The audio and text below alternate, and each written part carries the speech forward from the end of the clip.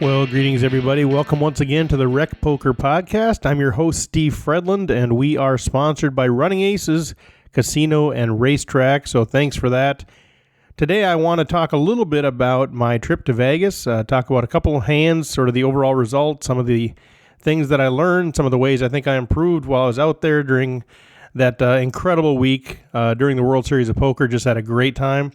Talk about that a little bit. I also had a chance while I was out there to be interviewed by Jeff Platt and Sara Herring of Poker News. So if you're interested, you can find that on the Poker News website. Really a fun time kind of chatting about the history of Rec Poker, what we're trying to do, some of the things that we have going on. That was a great time.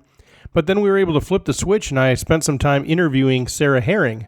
If you don't know Sara, she goes by the Twitter handle Aunt Chardonnay, and we talk a little bit about where that came from.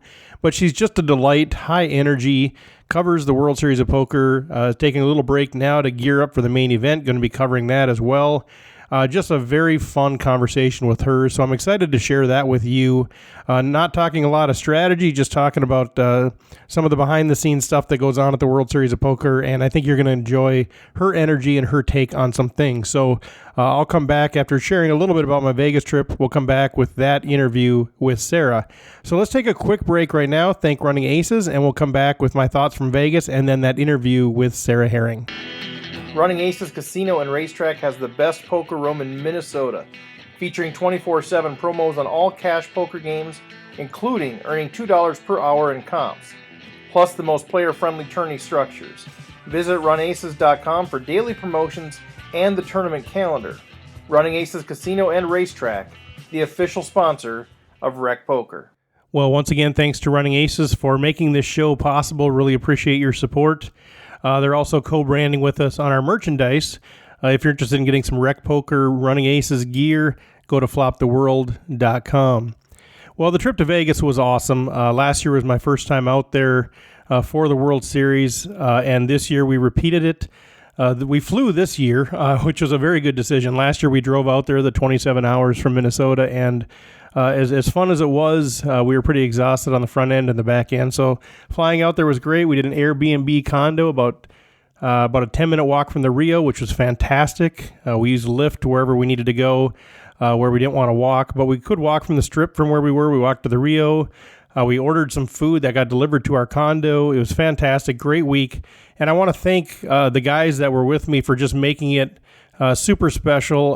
The same guys that were with me last year that went this year, Carl Woodington and Stacy Nelson. And this year we also, Andy Kaplan came with us, so it was us four in the condo. And then we also had Max Havlish and Matt Hamilton crash with us. So it was fun to get to know those guys a little bit, pick their brain whenever we had downtime, which wasn't very much, to be frank. We were out there for 8 days, and I did a total of 31 tournament entries in that 8 days. So not a lot of rebuys, honestly, just because there's so many tournaments going on that if I were to bust one within 2-3 hours, I could find one that was starting soon. But it did a whole combination of different things. The only bracelet event that I played was the Millionaire Maker. Everything else was either part of the World Series Deep Stacks or with some special events that were going on around town, sort of in that $150 to $250 range, and then did a number of just kind of the daily tournaments that were small fields at some of the casinos that were just sort of fun to do and very low-key, and had a good time with those. As far as my results, I had 5 cashes out of the 31 tournaments I played, so in the money 16% of the time, which is sort of about expectation. Unfortunately, it was the smaller tournaments that I generally cashed in, and the bigger tournaments I didn't cash in, which was sort of a bummer. And I was actually having a pretty miserable week until the final day there. And I'd started playing at 8 in the morning. There's a tournament at 8 in the morning on our last full day there, and I played several tournaments. I think I played 3 or 4 tournaments throughout the day, an 8 a.m., a 10 a.m., played the 4 p.m., deep stacks, started at 7 p.m., and just had really bad luck, really bad variance, which was the case throughout the week. And, we all have bad beats, but it was a really rough week of variance. We'll talk a little bit about that. But at 10 o'clock that night, I'd already played for, I guess, about 14 straight hours. I was about to call it a night and said, I'm just gonna fire this 10 p.m. The World Series Daily Deep Stack at 10 o'clock. The variance sort of caught up with me. I played well, ran well, ended up winning that thing. We did do a heads-up chop, but I was a 2-to-1 chip leader, so I took the majority of it. But that didn't get done till almost 6 in the morning, so I was going on 22 straight hours of poker, which is fantastic. But anyway, I ended up taking about $3,500 out of that $150 buy-in. That saved the week for me and ended on a really high note. So that was exciting. A couple of things I wanted to chat briefly about, at least one hand that I might want some input on, some people's thoughts on this. I had pocket kings pre-flop, and I'm regretting not folding, not just because of the decision, but I'm wondering if, or not just because of the result, but I'm wondering if the decision was okay. It was in the Millionaire Maker, and we were fairly deep into day one. We'd gotten through about half the field. We started with 7,500 chips, and I'd built that to about 35,000. So in really good shape relative to the field. There's only one other bigger stack at the table. That was the guy on my direct left who had about 40,000 chips, so he had me covered. I had about 60 big blinds, somewhere in that range. I believe the blinds were 300, 600 with a 100 ante. So I had around 60 big blinds. The guy on my left had been 3-betting me quite a bit. So even though I was able to build a stack, it was really navigating his pretty aggressive 3-bets on me. And so it was sort of interesting the whole day, that dynamic. So I had a pretty aggressive player on my left, at least relative to my opens. And I pick up kings on the button, which obviously is a fantastic spot to pick them up. It folds around to me, and I raised kind of what had been standard, a little over 2x. I went to 1,400 with the big blind at 600. And he's in the small blind, and he 3-bets me, which has been pretty common. And this I would expect even more so because, I'm on the button. My range is going to be really wide to open. So he 3-bets me, and I'm assuming that his range is really wide too. He might even be doing this with any 2 cards, knowing that, my opening range on the button in an uncontested pot thus far was pretty wide. So he 3-bets me. He goes to about 3,400. The big blind folds, and it comes back around to me, and I've got kings. Now, I'm considering flatting here, just calling to try to disguise the strength of my hand a little bit, to maybe not bloat the pot pre-flop, but, I don't want to lose a customer. So, I'm really considering flatting, but I also don't mind making a statement here. If I 4-bet and he folds, I'm certainly not going to show. I'm just going to let him know that, hey, this is an opportunity for me to really stand up with the big hand. And my hand is still pretty underrepresented because, we both believe that I'm opening wide. We both probably believe that he's 3-betting wide. And so my 4-betting range here is not just going to be supreme hands. It could be fairly wide as well. So anyway, I elect to 4-bet, and I make it 8,000. His raise was to 3,400. I make it 8,000. And at this point, he just starts staring me down. Okay, so he's just staring at me intently.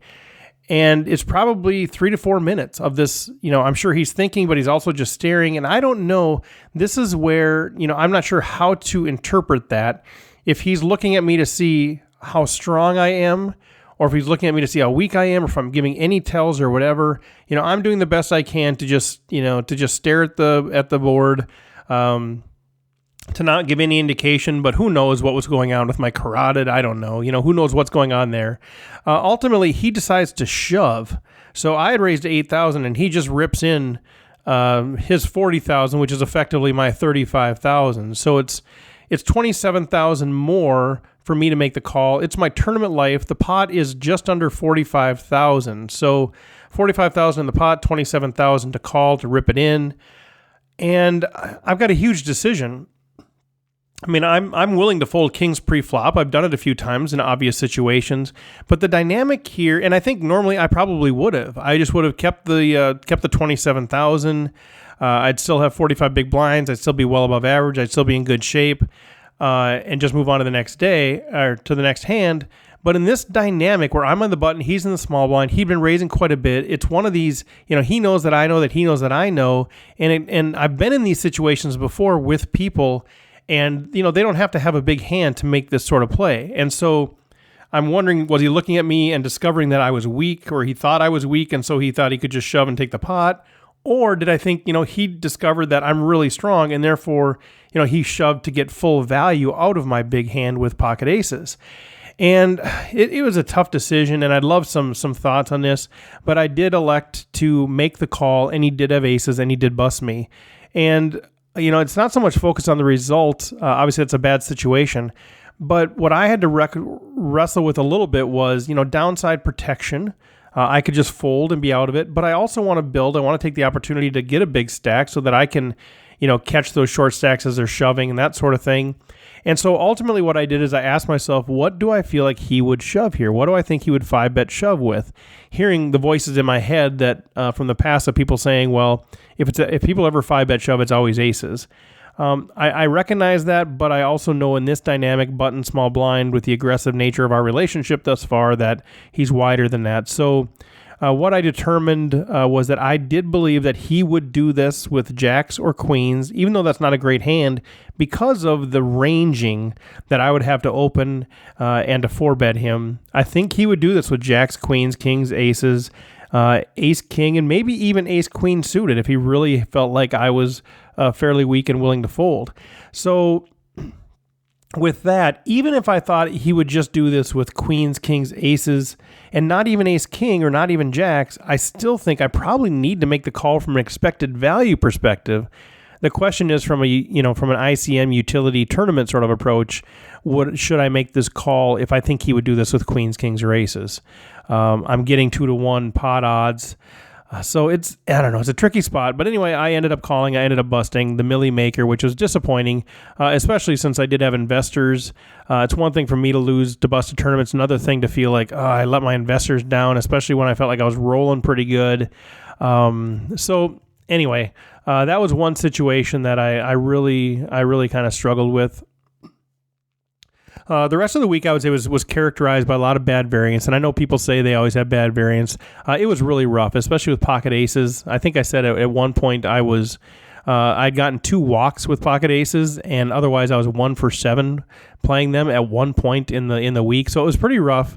And the one that really stings, not that I want to tell bad beat stories, so I'll make it quick, but just I was playing the 1 o'clock daily deep stack. They had like 1,100 entries, 165 people paid, like 180 left, so we're getting close to the bubble.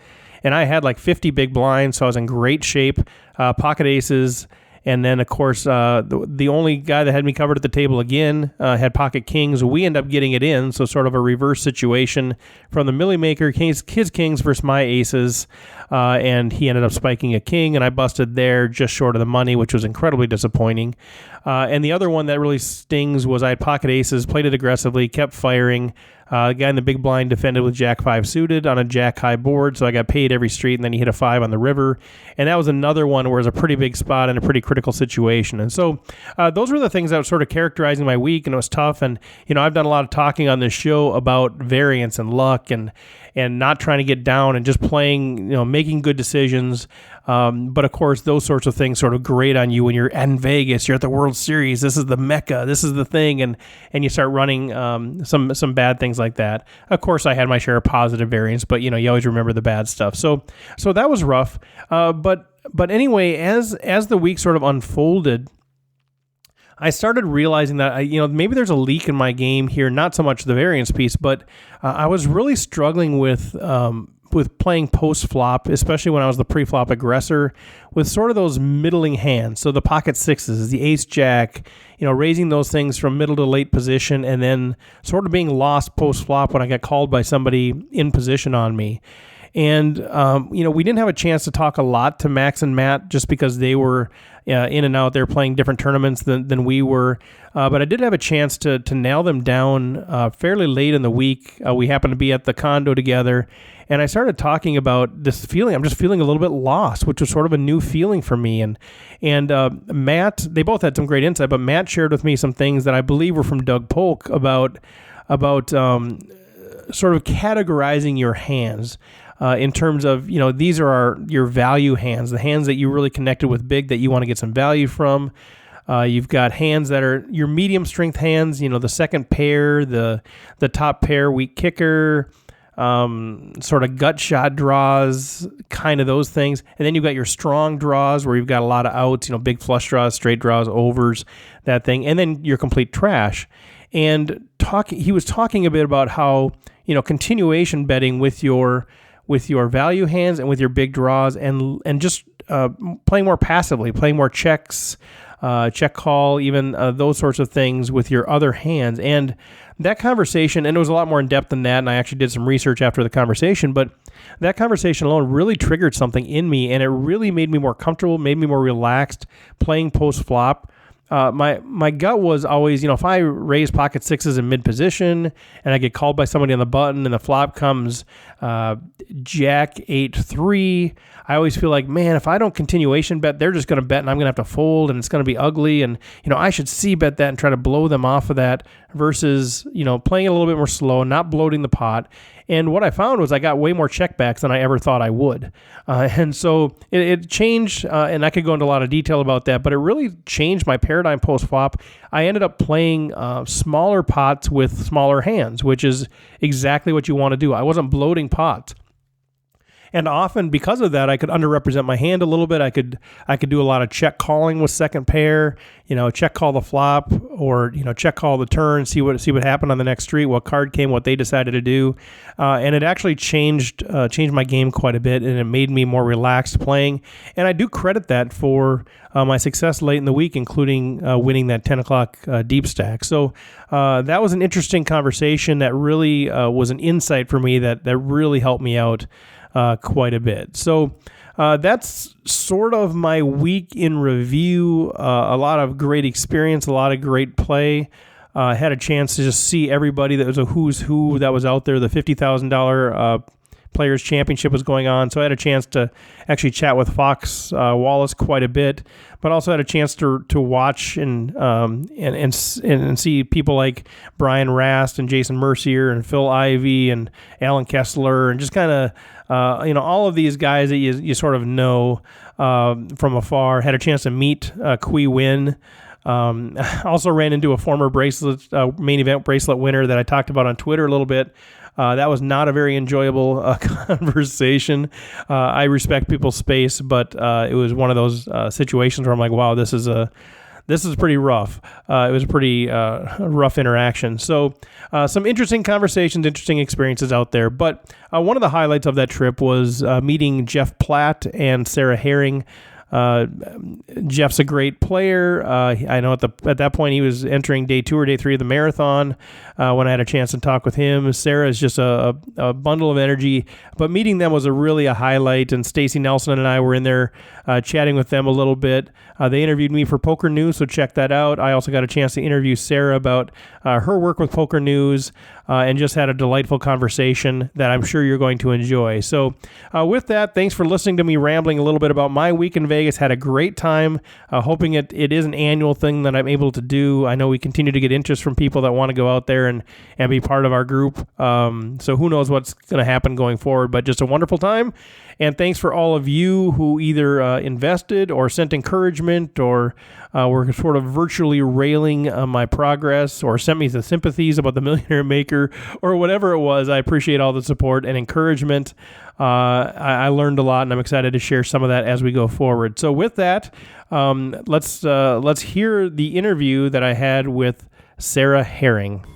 All right, everybody. Well, here, as promised, with Sara Herring of Poker News. Sara, man, thanks so much for taking the time. Of course. Of course. I would like nothing more than to just chit-chat instead of being out there wandering around looking for stories. Nice, exactly. But there's some big stories coming up here that you'll be covering pretty soon. Yeah, of course. Every day there's always stories. And actually, I will say this, in terms of the World Series, every time before the World Series starts, I get stressed out, and oh my gosh, it's so much work, and it's so crazy. But I swear, every day you come in, you're not sure what's going to happen, you think, okay, I'm going to do this winner interview, or I'm going to do that, and always things find you, always I wander around and just someone will say, oh, did you hear about that guy who's doing this, or oh, this person's wearing like an astronaut outfit, or like whatever it is. There's always, when you put this many people together in a small space, stories are always going to sort of like find their way to the surface. A lot of poker players are pretty interesting characters, so who knows what they're going to do, say, or yes. And so as you look at your whole spectrum of things, you approach the World Series, you've got a ton of responsibilities. How much of those are sort of set things that I'm going to be doing this, I'm going to be covering bracelet ceremonies, I'm going to be doing these videos, and how much of it is just this spontaneous be here and be prepared to cover what happens? So I will say this. So I'm sort of like a type A personality in general. And when I first started this job in 2010, when I started going to cover poker tournaments, going to like Brazil or Portugal, or I'm trying to think of some of the very first stops I went to, I would come, with like a full-on plan and like, I want to do this video and I'm hoping to interview this person at this time. And it was really an interesting lesson for me in learning how to let go of the control and to just be spontaneous. And I had this full-on moment. So Lynn Gilmartin was basically training me in Brazil. Actually, I was supposed to have been trained already, but I was more figuring out what was going on when we got to Brazil.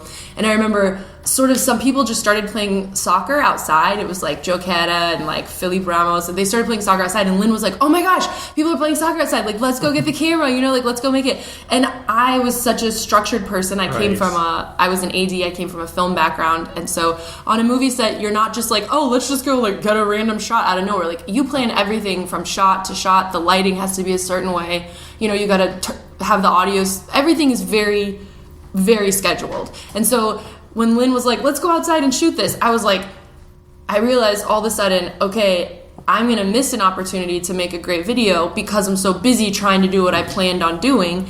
And now it really is. I've really learned so much about just letting go and I hardly ever have a plan now when I go to a tournament. Maybe I'll have a few random ideas, but I almost never have a plan because if you do, I actually think it gets in the way of finding out what's really happening and finding out who's really there, And the bloggers, I don't know how much, your audience knows about what we do, but basically it's sort of like being a journalist for a poker tournament, right? So the bloggers go and they keep track of chips and they write down hands and they find people's stories. They find out, this guy qualified for this amount. So really for me, they're probably just my biggest asset is just trying to connect and make relationships with the people who are on the floor talking to people, and they will tell you all of the stories, and then you can sort of cherry pick what feels the most visual. Because I do think that's another part of the problem is a lot of people will tell you like, oh, this guy, he qualified for 1 penny and it's so exciting. But then like, that's a story you can write. That's a story that someone might want to read, but that maybe isn't a story that looks good on video, camera. Right? Yeah. So, it's like a balance, trying to find the stories and then trying to pick the ones that will translate best in a visual medium. So really just putting people in all sorts of places to find all the stories, sort of have all your bases covered by folks that have sort of standard things that they're doing. They sort of funnel those up, and then you get the opportunity to say, okay, what am I going to do where? Where we're going to write something, we're going to video something, and remaining flexible there. And I think, what I was thinking about the other day, too, is that when I can't imagine...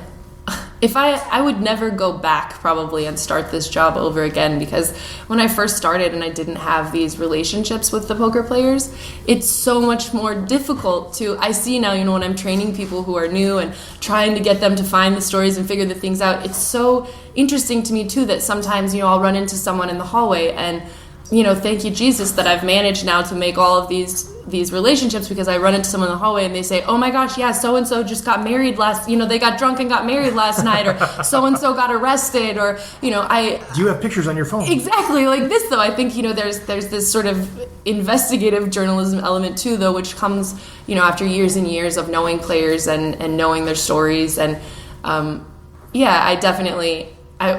I don't think I have the energy now to go back and build the relationships that I did. So you're saying you had more energy before? Oh yeah. Oh, come on. When you're 25. Okay, big yikes. All right. That's hard for me to imagine at this point. This will be gone in a few hours. I promise. It only lasts. There's just a morning buzz that goes. Yeah. Well, let's talk a little bit about that. How did you transition then from whatever you're doing in film to poker? Did you have a poker background, or how did you end up covering poker, now being friends with, or at least knowing all these poker players and interviewing Texas Dolly, and how did you get from there to here? And not even a little bit. So I was doing film in Los Angeles, and I met my husband my now husband on a film set. It was a gem of a movie I was working on titled Sex, Blood, and Fights. Which actually later, it came out, when the movie came out, it was called... Edit button. Yeah, it was called Never Surrender when the movie actually came out. But so my husband was, at the time, fighting in the UFC. And he had just fought in Minnesota. Oh, is that right? Yeah, he fought Brock Lesnar in whatever Thunderdome they have in Minnesota. So when I met him, for a while we were going back and forth. He would come to LA, we would meet in New Orleans, I would come to Vegas, and after a while we decided that it was probably time to move in together. So I moved to Vegas to be with him, and for the first probably year, I was still working on films, but mostly I would go, say, to Iowa or Michigan, and then I'm gone for 2 months, 2.5 months, 6 weeks, whatever it is, and we just started to realize that, we liked each other and we like to be around each other, and it's a good thing. It's really hard to live that kind of life, and it was funny because that was my dream my whole life, and I was sort of realizing my dream, and I was working on movie sets, and I started to get into some of the bigger movies, and I ended up getting really fortunate that I was had the opportunity to be Taft-Hartley'd into the Directors Guild, which was my full-on dream. But it also was expensive, and I basically had this moment where I kind of had to make a decision. I got arrested at the airport at Bob Hope Airport in California. I had a prop from a movie in my purse, which was Brass Knuckles, and it was a prop for a movie. So I don't know. I forgot. I shouldn't have had it in my purse, but I didn't think about it, and I got arrested, and this turned into a huge drama. I had to pay a lot of fines. I had to buy a really expensive attorney. I was going to be charged in both state and federal court. It was a state crime because they have these really aggressive gang laws in California. Sure. So it's they have these laws where it's it doesn't matter. The punishment is going to be the punishment no matter what your mitigating circumstances. And then the federal thing, I was going to be they're talking about the no-fly list and all. I was and I had letters from the director. Yeah, I had the call sheets. I had all this stuff. But basically, I was invited to be in the Directors Guild. Literally 3 weeks later, this thing happened with getting arrested. And so it got to this space where we negotiated down a plea, and almost all the money that I had saved to get into the Directors Guild went to paying my fines and my fees. My husband paid for my attorney, my now husband, and I had to work 2 months, basically, 48-hour days of community service. So I worked for 2 months, and basically what happened is my husband was why don't you? He was at a charity poker tournament, and he met someone who ran this thing called the Nevada Partnership for Homeless Youth, and they invited me to do my community service there. So I moved to Las Vegas to come and do my community service, and then at the end of that period, it was either okay, I kind of start over again with this movie thing and try to resave the money for the guild and hopefully get back in again, or try something else. And so I just looked on Craigslist for production work that was happening around here. I thought maybe because they had filmed The Hangover here and a couple other movies, so I thought, maybe there'll be a movie around here. And I saw they were looking for a production assistant for the World Series of Poker. PokerNews.com was. So I went and interviewed, and the guy said, to be fair, you're really overqualified. I don't know that, a production assistant is really the role for you, but I'd like to bring you on the team and just see if we can find a place that fits for you. I'd like you to help with the scheduling. I'd like you to help kind of manage the team and make sure that when I'm not there during the summer that, everyone's getting there on time and getting to the right places. And so I did that, but I had intended to go back to film. I had 2 jobs lined up right after the World Series, but then at the end of the World Series, they said, would you like to travel to Brazil and make videos? And I said, well, let me think about it for a second. But even at that time, I was still producing stuff behind the camera. So I was creating poker video content, but I wasn't in front of the camera. And it wasn't until probably 2 years after that, I think maybe 2012 was the first time that actually Poker Stars, who we were making video content for, the person who was in charge of video there said, hey, I think I would like to see you in front of the camera. Do you want to try that? And I said, yeah, let's do it. That has been a big learning process. That was not something that I was just So you didn't jump into that going, yes, I'm made to be in front of the screen. It was really sort of It was terrifying. And especially because it's not, I think I'm obviously very outgoing. It wasn't I'm so shy. How will we ever peel away the layers? Yeah, this has been, for people that don't know, we've been talking here for about 4 hours. I've been patching it together. just to make it sound like She just- pull you out of the show, girl. I knew that it would be easy in that sense, but also, and this is something we had talked about a little bit too, when you put something out there on the internet can often be extremely harsh, and especially for someone in the poker industry, poker was not my thing. I never claimed to be, some expert in poker. Right. To be fair, I did start playing a lot of poker after I got into this, and my husband had always played, so we played a lot together. I lived in downtown Vegas, so there was just tons of cheap, easy tournaments I could walk to and walk home, and I do love poker, but the biggest anxiety for me was about putting myself out there and then just letting people judge me sort of as, well, what do you know, or what does she know?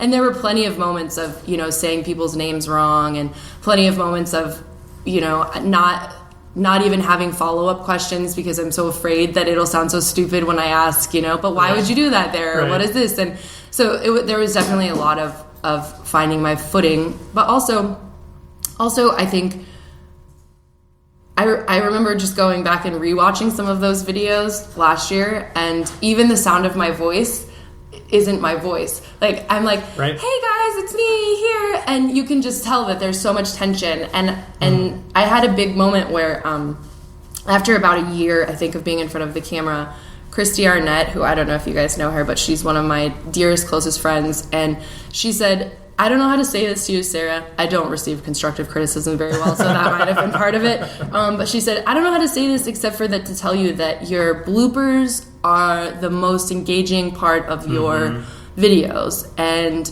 you're just not being yourself. And if you would just learn to be yourself, I think people would like you a lot more. And I think that probably translates into a lot of things in a lot of areas.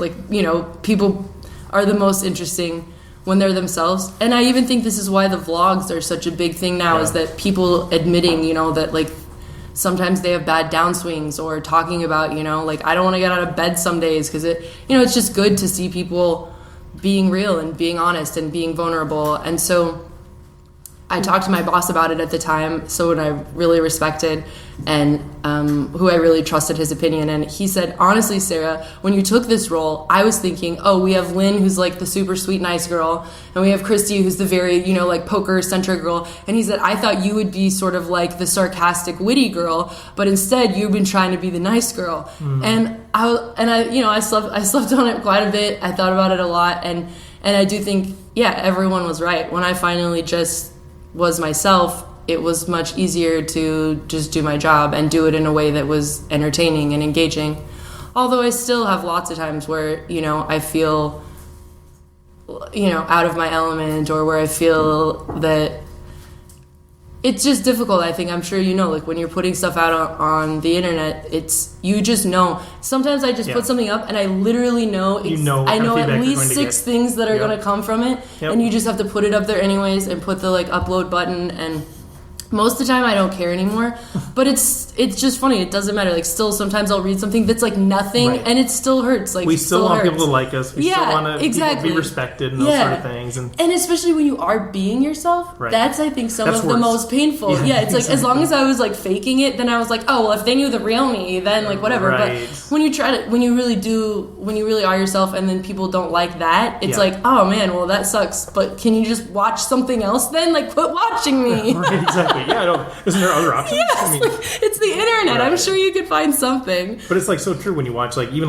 public speaking. I go to a lot of conferences and that sort of thing. You can just tell when speakers shift from, this is my prepared speech in my presenter's voice, and it's something that I deal with. I do a lot of speaking, and I just know when I'm doing that versus when I'm just hey, this is kind of what I'm talking about. Yes. You can just tell that shift, and it's so much more engaging when it's real. And so the same thing for you too, when you're, there's times where you have to do something that isn't really you, but when you can just let that go and say, here's who I am, here's what I do, and maybe that podcast gives you that, maybe some of the videos. I know Christy Arnett a little bit from the videos. I saw you had a cameo in one very interesting video. I know of that. I'm okay.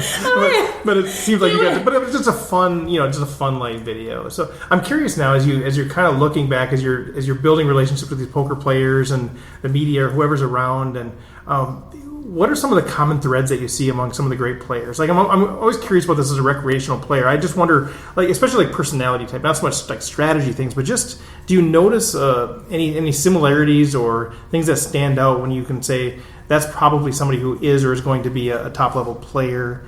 No, just I don't think across the at board? all. I think that's one of the weirdest things for me about poker because, so in some of my time in the film industry, I worked with a casting agent for a couple of years on different projects, and you can see sometimes, you can just see someone and you can say, okay, that person is like an extremely talented actress, and like she has a certain look, or this guy, it's just pretty clear usually. Not always, but there's definitely things where you can say, okay, there's something about that's in everyone that's super successful outside of just the nepotism thing, because that's also like a big factor. But I think the interesting thing with poker is that I really don't think there are a lot of common threads. I mean, you could say there's this, extreme competitiveness, but I could also say I think there's a lot of poker players that it doesn't read like that, or it doesn't feel like that. So, like Eric Seidel, like I'm sure he's super competitive, but I don't look at him and just think like, oh yeah, that guy, he's super competitive. Or, I think there's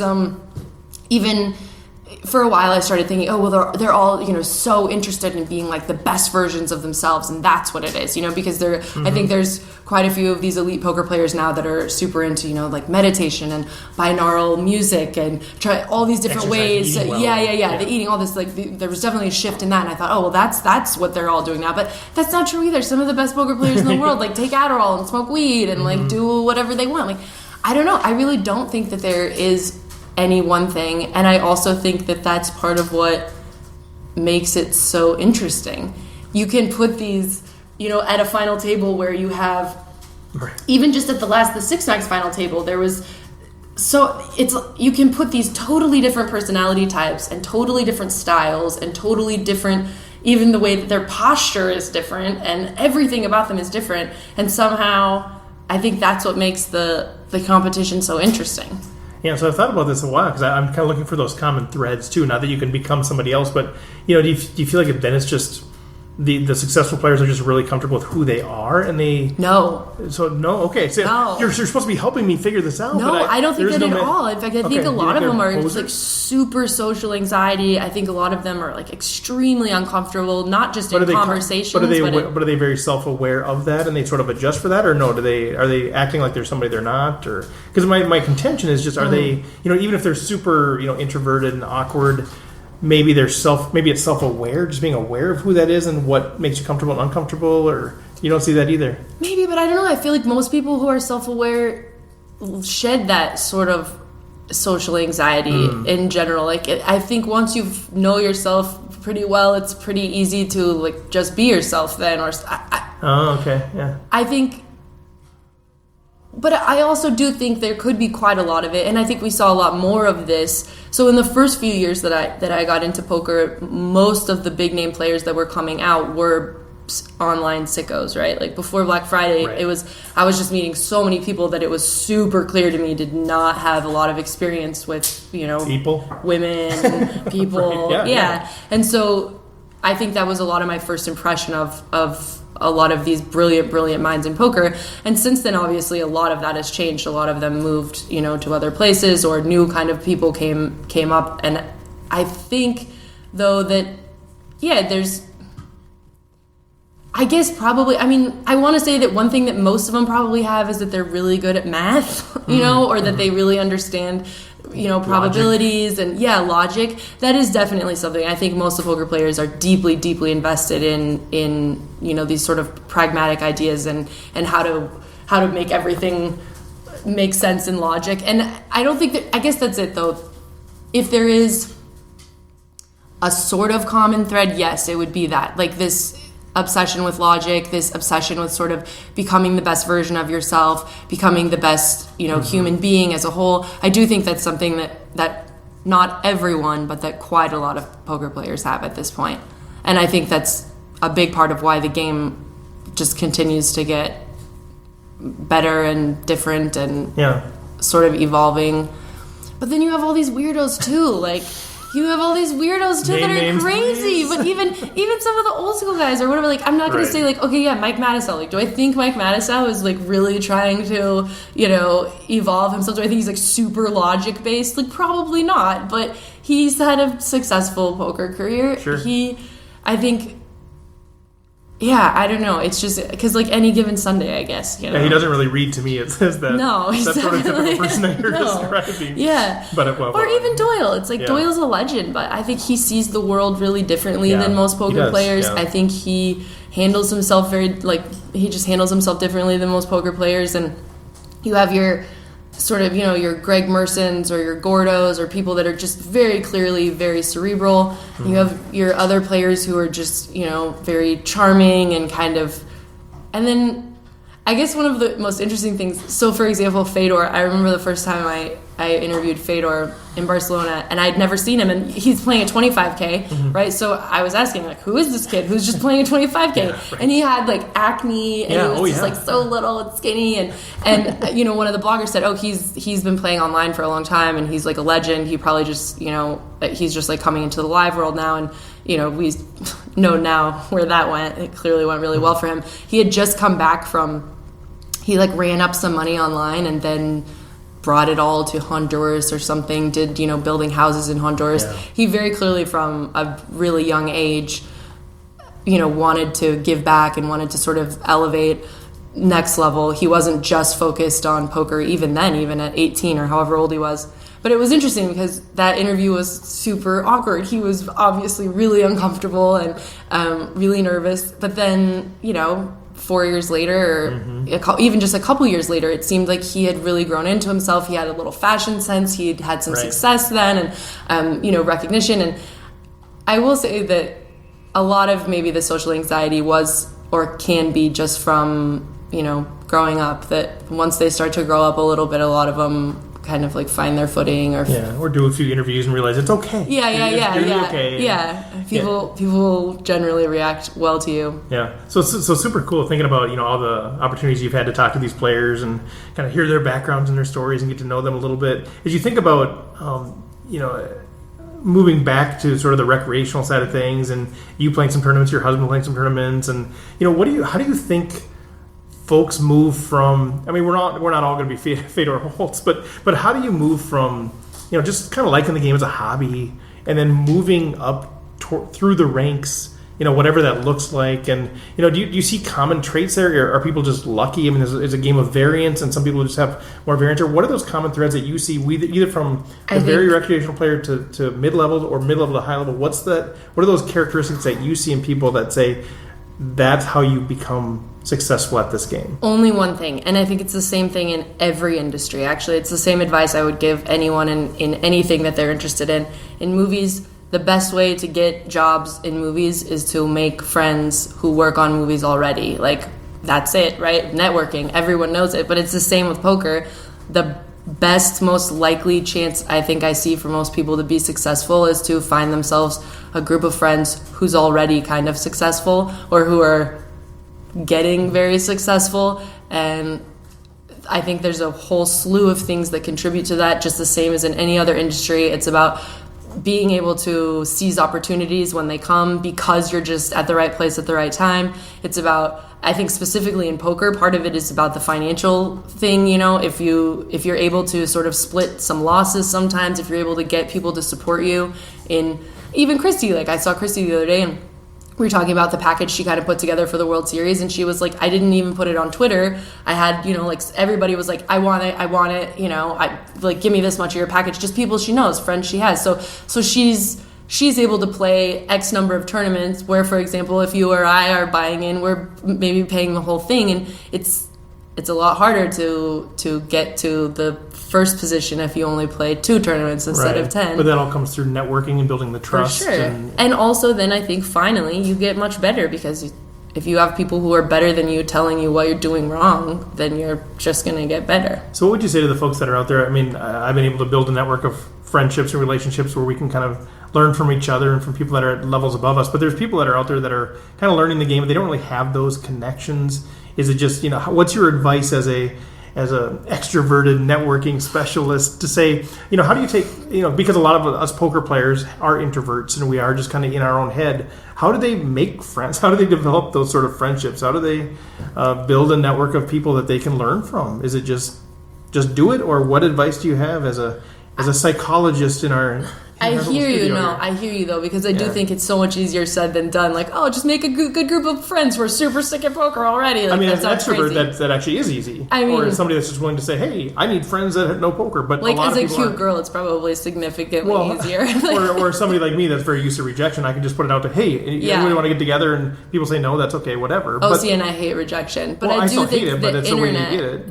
The internet is like our biggest friend, our biggest tool. And so even, for example, my husband, he started he's been like trading crypto and stuff recently, or the last year or something, and he's always finding these little things and figuring things out, and I'm always like, how are you doing this? Like, he has a lot of time, I think, probably to figure that out, but he's like, I'm in this chat and I'm in this Discord group and I'm like in this Telegram, and I put this up and I put this GIF in this meme, and now I'm like moderating this thing. And I do think at this point, probably the internet is the easiest place to start to forge and build relationships and actually I think a lot of people who have these friendships now, a lot of them started back when people didn't know anybody in their community who played poker, so they were on these old kind of, chat rooms and 2+2 and trying to find, hey, I did this, and, so yeah, I would say like finding forums and places on the web where you can meet other people and connect. And even some of these, I think there's all these courses and stuff now, where people are trying that you can even do for free. I think a lot of people, because of this whole trying to become better people type thing or whatever, are at least giving portions of their courses for free or offering things online for free. So, even getting in the YouTube comments on some of these strategy videos, or getting in the chat boxes where the live streams are happening, like jumping in the chat box when PokerStars is streaming something. Like, I think probably that's the best chance to form relationships. If you can sort through sort of all the mess that's there. There's a lot of stuff. All the emojis. Delete all the emojis. But I've noticed that even like some of the friendships that I built through poker are just, I'll post something on Twitter about a hand and say, who has some thoughts? And you get a few responses. A friend of mine, Taylor, that's how I met him that way. He's like, he responded and pretty soon like, I like how he thinks. And pretty soon it becomes a relationship, I guess. That's it. Out of that whole deal. That's how I found you. Yeah, that's the internet. I think it was Chad McVean who said, it was Chad. Okay, yeah, cool. He tweeted at me and he said, these are two podcasts I think you should check out that I really like. His and Hers Poker, who we interviewed, who I also love, who you could totally talk to too, because they are recreational poker players, but like brilliant minds. They're attorneys, and they just are on the East Coast and they go every weekend and play. Cool. 2-5 or whatever. But they were really cool. I was really surprised to actually talk to them. And then same with you. It's like, so Chad listens to my show. He says, listen to this show. Cool. And then it's just like networking, right? Exactly. Yeah. Yeah. I think the internet, man, it's changing the world. It's like man. Disconnecting us, but it's also connecting us at the same time. It's kind of the two-edged sword. Yeah. Well, I want to respect your time as we kind of get close here, but I'm curious now. We kind of skipped over this part at the beginning. Like, tell me what you're all doing at the World Series. Like, where can people plug into this thing? Like, there's so much out there, and so many of us are like, oh, that's a dream to go to the World Series. We can't do it, but I want to live vicariously through people. Like, what are you doing where people should plug in and say, here's the blogs, here's the videos, I know there's so much, but kind of help us weed through the minefield that is all of the chaos. No, it's so easy. Oh. Just go to pokernews.com. Just pokernews.com. It's so easy. But I legitimately do believe this, and I wouldn't say this if I didn't. Poker News is 100% like the best resource you can have for pretty much anything happening in terms of the World Series of Poker, or really almost any poker tournament. The bloggers they cover like every poker tournament. Even for me, I'm looking for information, I'm looking for stories. Those are the people I go to for them, right? So I'm a journalist, sort of. But no, that's where. But I'm on Poker News, like that's where I'm going every day. Yeah. And even the concept of live reporting. This is 100% what made me fall in love with poker. So that very first summer, I had played a little bit of poker here and there, and I had played like limit. Same first time I went to the casino, I was literally shaking. I was so nervous. I wasn't like a total noob, but I really didn't know anyone or anything. And I would every day I would come in here, and after everyone started their work, I would just read the blog. I just read the blog, and you're just reading hands. You're seeing just like we were talking about earlier on the other podcast, you're not just seeing the hands of, oh, this was the most exciting thing that happened. You're also seeing, oh, this person did this, and then that person folded. And you don't know, and you don't see what the cards are. But when you're going through the live blog and you're reading it, you're able to think to yourself, oh, I wonder what that person had. I would say he had this. Or, oh, why did he make this decision there? And you're also able, I think, to sort of learn from other people's mistakes, because you see, when you're just looking at hands and you're just reading hand after hand after hand, you see, oh, okay, that person was probably just like raising the button there, like no matter what, and this happened. Or it's also, for me, it was a great way to get to know the poker players themselves.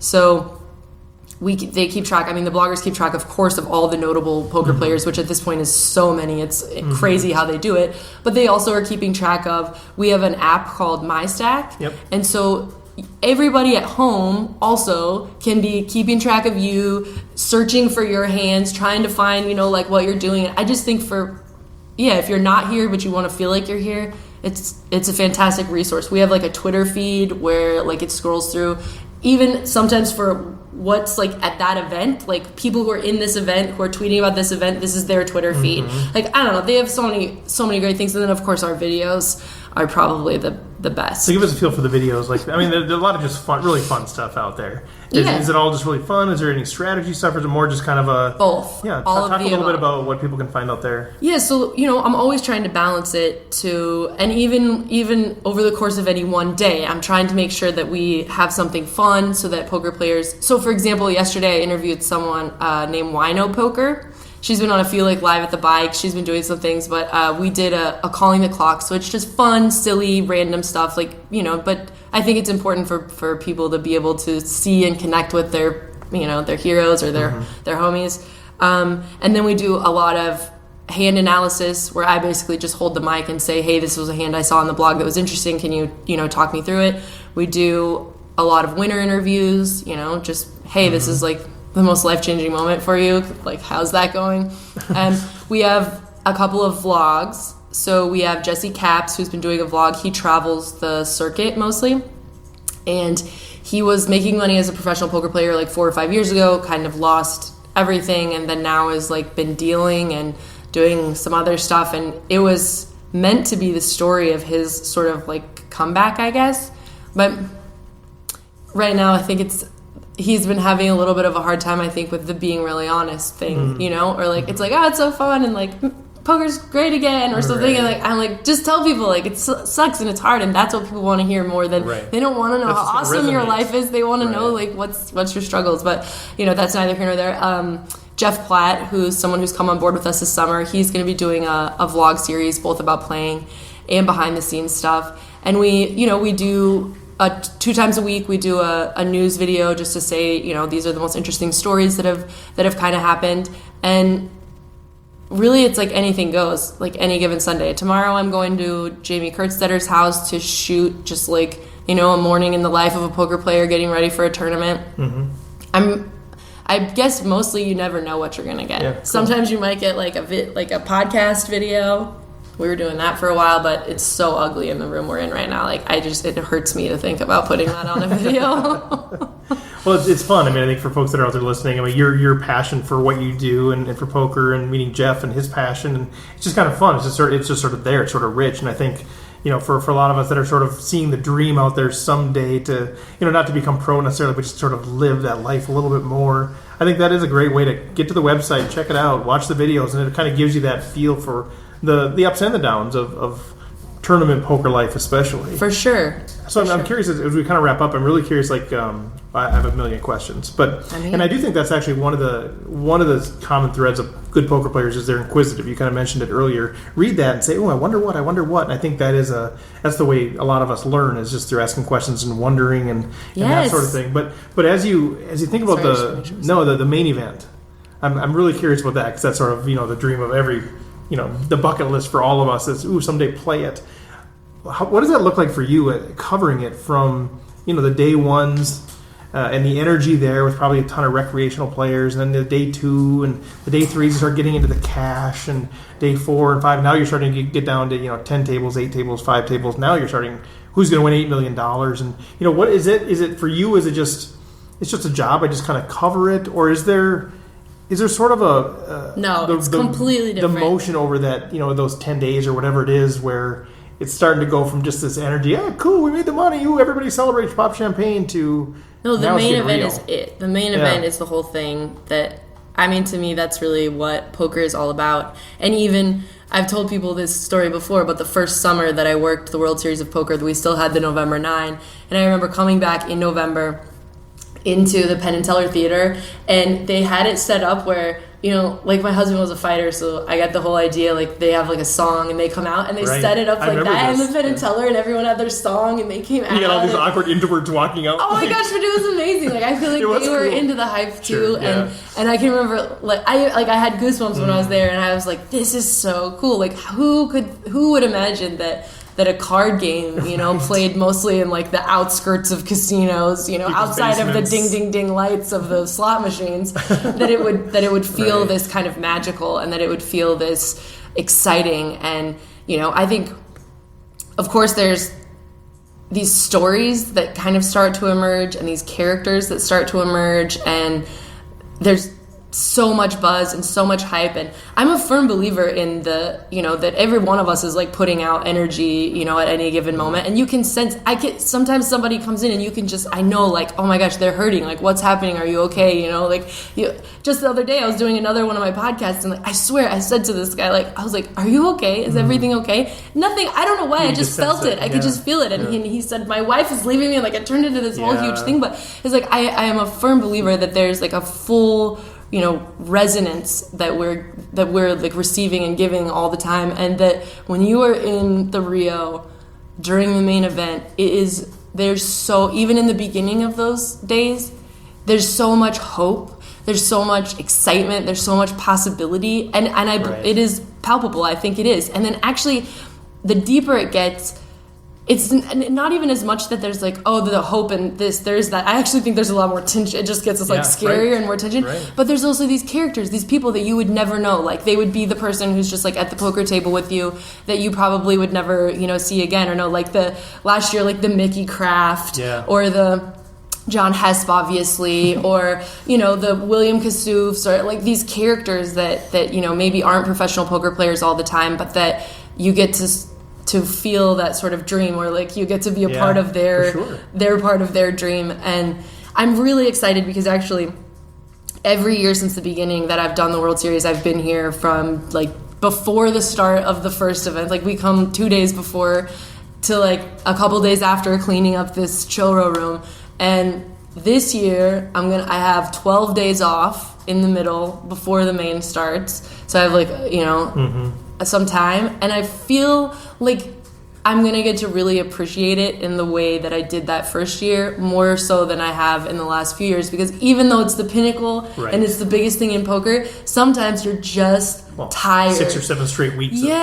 You're just, I'm just haggard inside, and it's like, and I want to like give my best self, at that point. That's the time when everyone's paying attention, but that's the time when I'm like, I haven't slept in 3 weeks, and I'm sick, and I don't care, and so I'm really looking forward to this year. I feel like I'm going to kind of like, I'm going to be able to get back to that original hype feeling, I hope. That's exciting, So I suppose on like days 3 and 4, you sort of have discovered some of these stories of some of these players, and I suppose from a pure media side of it, you're probably going, man, I hope they make the final table. I hope, because it's such a good story. You have no idea the like John sweats. Hesp, I assume. Yes. Like, if this guy can somehow make it to the final table, it'll be good for poker. Oh, the year when the two women both busted, like 10th and 11th, they were like, or Daniel Negreanu when he busted, it was like, there's so many where you're just sweating it so hard. And to be fair, I have those moments almost every single day, though, where like I'm waiting for an interview and the person's in the hand right before the break, like literally the hand right. It happens. My camera guy will laugh. It happens. It's like Murphy's Law, every single time. It's like right before the break. So if we see you around, like,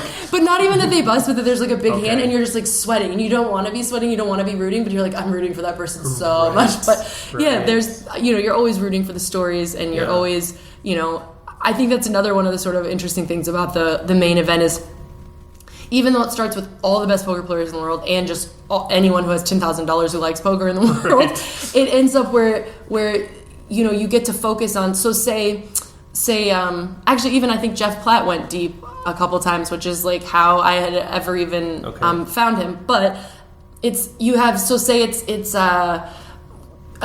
25 of the best poker players left on day 6, and then it's 10 of them, and then so some people where it's like, oh, they're like this level of a poker player and I like them and normally I would talk to them, but when it gets to that day, that point, they get to be like an extra star, like an extra celeb. Like going deep in the main event is bigger than winning some tournaments, I think, in terms of just coverage and stories for us at least. Well, you're on ESPN. You got the whole world is watching at that point. Down to 27, down to 26, and sometimes there's freakouts, which was, remember the check your privilege? Oh, sure. I'm just like, you can't make this stuff up. You couldn't make this if you tried, but I can't imagine all the pressure. And this year it's going to be really interesting too, because, we've just seen all these experiments now, and this last year, basically they got off, a day and a half or something like that. Right. And this year, no days off. Mm-hmm. So we'll have to see.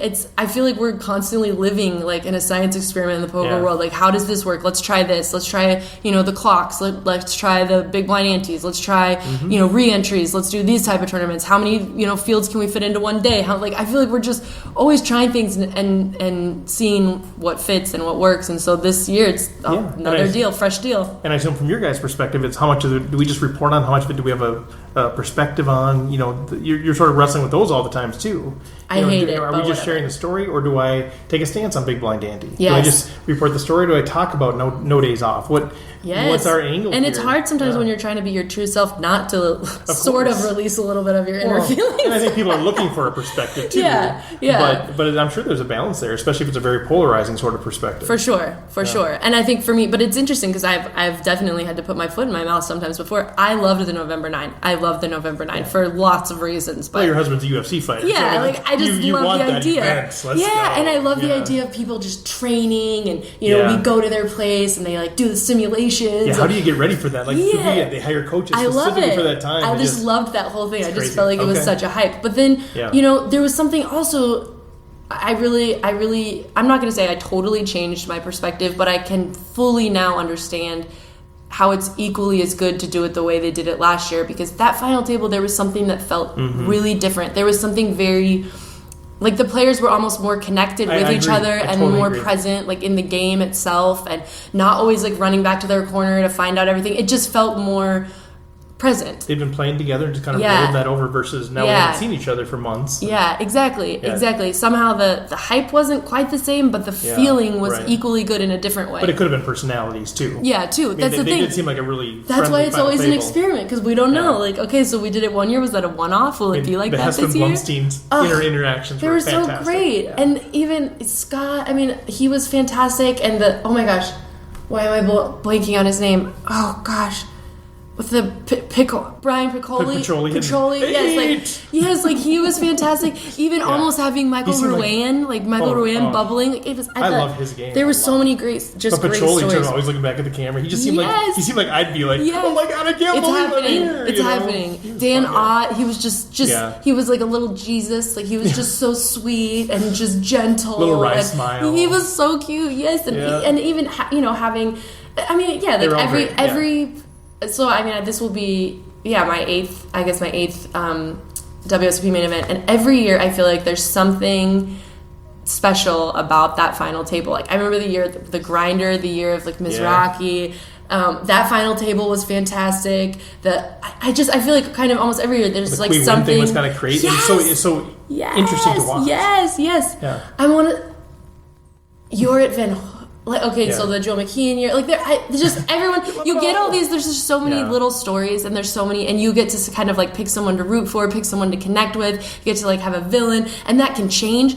For most of us, I think Qui Win, coming into the final table was kind of like a write-off, I barely had given him any thought, even though he had tons of chips, I was just kind of okay, well, let's, focus on the real players here, or whatever I was thinking, and then Qui Win is this amazing wild card the that does all this. Yes. Well, and how cool is it to come to the World Series here? And I met him. I got to meet him. I saw him, and I'm like Quee, and I'm like we're old time buddies. Yeah, right? what's up, dude? I'm like Quee, and I shook his hand. It's like cool, just that sort of experience, touching that sort of thing. Where that was such a cool story, like you said. It was just this is just a degenerate gambler, dude. He's probably playing blackjack on breaks or something.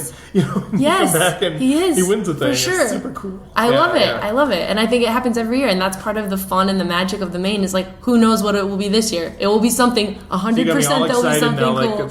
How do I move that bucket list item up to this year? I want to go play, but It's really expensive, though. Let's get real. I know. Well, okay, here's my deal. I have investors for like my day-to-day stuff. Like, I have backers already, and that's what I would need to have for the main event, too. Yeah. But there's a lot of people that have said, oh, I would do it just to give you the experience. And a lot of gracious people that would be like, they're pretty much know they're donating money, but you never know. But it's just to give somebody that experience. Yeah. You know, and I think that's what it's all about, right? We win. Yeah. Well, I'll sell every year. We're finished top 50. You know, that's fine. Just to her win. That's it too. Like even a deep run is super good. I'll take right? I'll take a cash even. I'll take $20K. Yeah, I'll take a panning shot on ESPN, right? As they're panning over to the. I can't believe it though. It makes me realize how poor I am. Mm-hmm. Sometimes there's so much money when you there. come here. Oh my gosh! Yeah. And I realize that it's $10,000, and I just whenever I'm just looking in the sea of people, I'm like, all of these people have $10,000 to probably blow, and they know that they're probably blowing $10,000, and I'm just like, what am I doing with my life? My boss is over there, so I'm just like, excuse me, help me, I'm poor. Well, I'm from rural Minnesota too, and I always think that too. Like, there's no money out there, then I go to my job or whatever, and you see everybody's got these $40,000, $50,000 cars. Like the money's out there, and you come here, but that's part of the deal. But how do we get our piece of that? That's what I mean. Help me out. Well, anyway, we got to wrap up here, but you guys check out pokernews.com. Check out Sara. You heard her passion for the game and the reporting. You got me all excited about checking out, watching the videos and getting more involved. So check that stuff out, you guys. But any parting words for our listeners as we go? It was such a pleasure. I will say that. It was really nice. I was really tired coming in today, so that was super nice. Vegas time we started super early. We started at 11 a.m. I mean, this is super early. For poker people, this was an early start. But no, I don't have any particular parting words. If you want to follow me on the Twitter, then I'm not the type of person, I don't actually put up like everything that I do there. But if I find something that I really like or that's really funny or that I think is really interesting or insightful, I will put it on the Twitter. And I pretty much only post poker stuff. Have no fear, I don't post anything political or like really just poker. If you like poker, you can follow me there. Aunty, AUNTY, Chardonnay, Aunty Chardonnay. Which we should at least address, the Twitter handle. So just to be fair for everyone, yes, I have a drinking problem. Like, I love working. I come to work. I do everything. I exercise. I am good to my husband. I have all the things. But yes, I have loved drinking for a very long time, and I still do.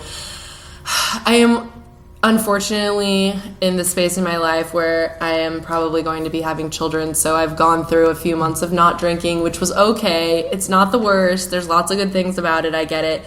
But yeah, my husband's family is Southern Baptist, so I don't know if you guys know about that, but they don't drink at all, ever. My mother-in-law has literally never drank in her life, which to me is just like, how is that possible? How have you lived? You've never? But anyways, I'm sure there's lots of things for that. But so when I went to my first Thanksgiving with my husband's family, he did not say to me like, oh, definitely don't drink or definitely don't bring any wine. So I thought the nice thing to do would be to bring Chardonnay. So I brought Chardonnay to the Thanksgiving, and I was just drinking it, not even thinking about, not even noticing that nobody else was drinking. And then my now nephews were like, what's that? And I was like, oh, it's Chardonnay. And then within 2 hours, everyone was calling me Aunty Chardonnay. So I hope that stays forever. My former Twitter was Sara Grant Poker, and I feel like Aunty Chardonnay is much better. That's a fantastic Twitter handle. I figured the story was there. But once I quit drinking, what am I going to do? Like, oh my gosh. Yeah. Someday I might have to quit drinking, and then it'll have to be like Aunty-AA or something. But for now, I'm going to keep it Aunty Chardonnay. Aunty Chardonnay. Yeah. Nice. Well, you guys have to give me some ideas. But for now, I'm going to keep it, and I'm going to keep Flood drinking. her Twitter with ideas for new nicknames during the season really of life. PG-13 ones. Well, Sara, thanks so much for taking the time. Hopefully we'll connect again in the future. Absolutely. Thank you. It was such a pleasure. Take care. Deuces. Okay, thanks so much, Sara. That was super fun, a fun conversation. If you are not already subscribed to the podcast, please subscribe on iTunes or Stitcher or wherever you get your podcasts. I would also love it if you'd go out. The best thing you can do for us is rate us, review us. It helps build more traffic. It helps us get more well known, more well highlighted on some of the search engines and that sort of thing. So I'd love to have you do that. If you're interested in wearing a Rec Poker patch or getting some merchandise, let me know about the patches. No charge. I can send those out to you, no problem. Or get a shirt or a hat or a sweatshirt at floptheworld.com/recpoker and represent the brand and help me spread the word about what we're doing. And also, if you're out there and you have connections to players or industry insiders or anyone that you think would be a great addition to be interviewed for the podcast, I would love it if you would make that connection for me and check that out. Talk to them, see if they're interested in coming on the show. We'd love to have them. In exchange, gives them a chance to promote what they're doing and kind of spread the word through our platform as well. So would love to have those connections. As a newbie to the industry and a newbie as a rec player, I'm still very reliant on folks like you to help me make those connections to some of the great voices that you've already heard in the podcast. So with that, thanks again for being part of this deal, and we will chat with you next week. I'm expecting to bring to you an interview with Minnesota Poker Hall of Famer Mike Schneider. So with that, have a good week on and off the felt.